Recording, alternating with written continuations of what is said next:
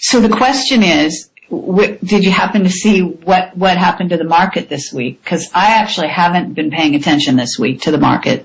Not that I'm such a fan anyway, but I at least try to tap into the news once in a while.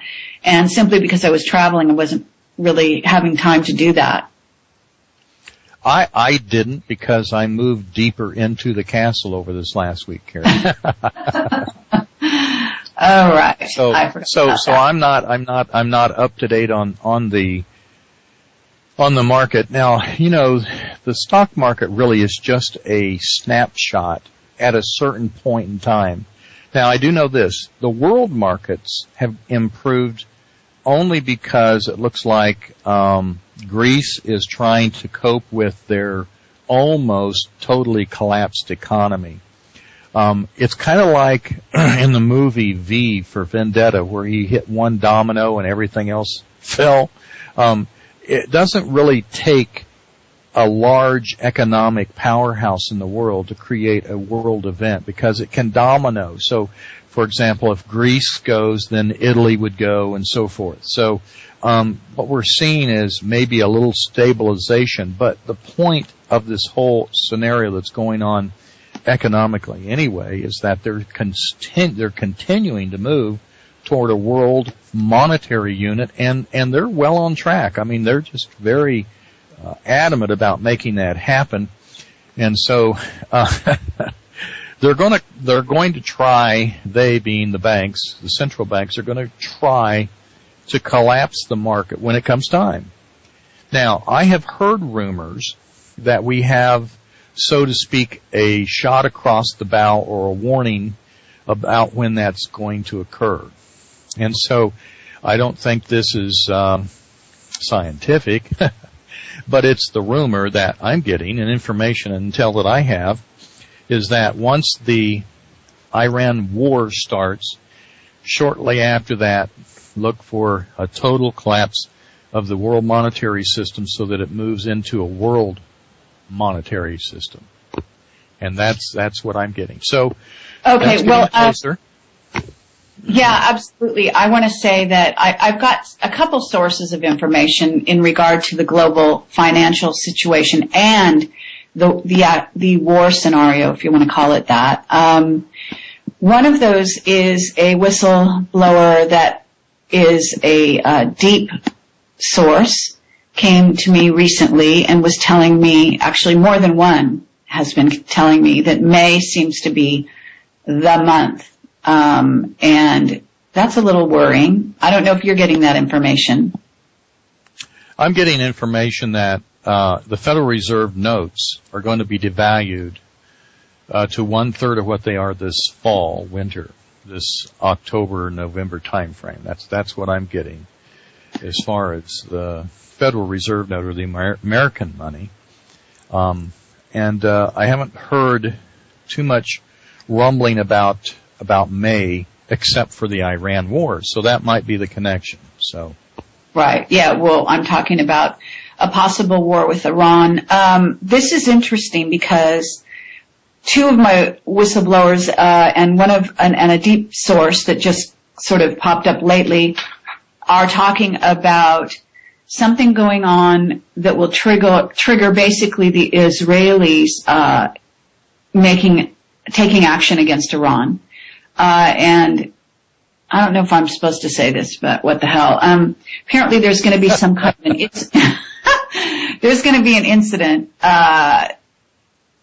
something to do with a ship and something to do with the Italians, believe it or not. Well, that's an interesting connection, and it has to do with also the Gulf there. I'm sorry, go ahead.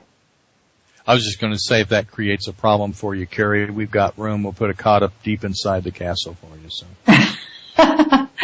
Okay, well, castles sound, that sounds like a fascinating venue. I don't know. I would have to say, I really do. I would have to say that we're on a precipice economically in this world. The bailouts, we're the bailouts. We have a rogue government. We have everything out of control from the people, and they're mindset for the general public, I believe, is this total dialectic scheme that they fell into.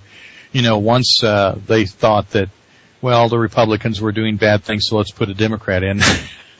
And now they're just getting more of the same, and the change that he was talking about was to put us deeper into tyranny.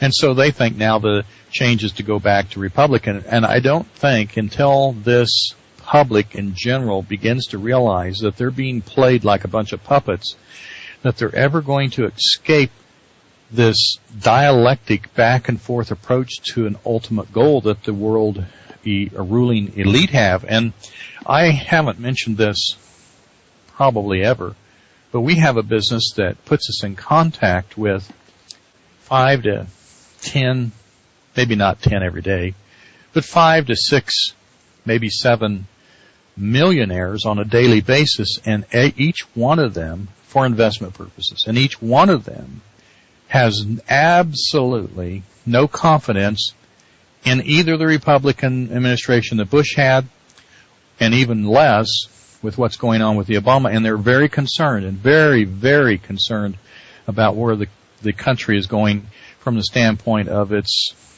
being nationalized, socialized, and centralized. And that's what I always like to look at it as. I really don't care what we label it, but when we centralize control in a government, the people always lose freedom. They always do. And they are the last people, they being the government, that needs to run our lives. We know what to do. Yes. I don't think they understand that where these government workers and people come from is the public. So.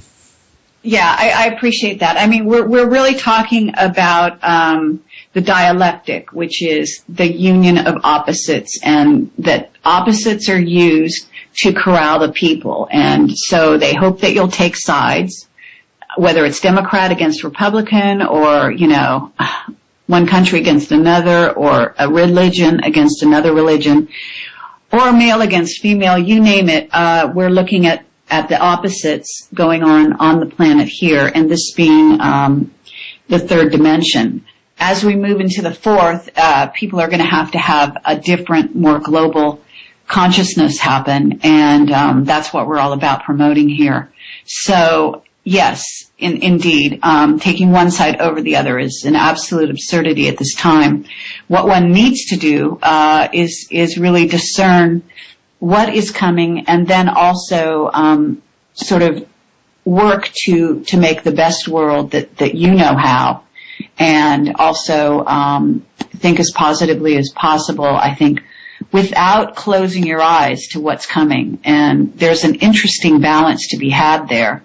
And we've had the discussion with David Wilcock on that subject as well. So, I encourage people to stay awake and aware on every level.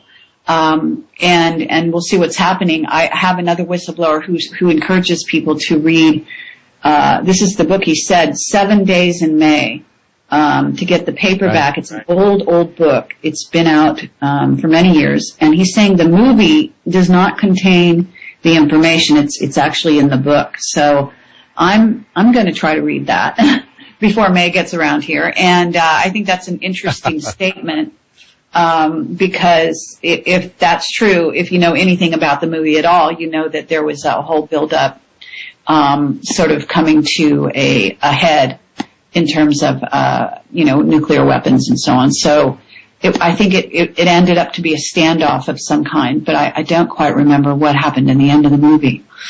But at any rate, that's kind of what we might be looking at in May. And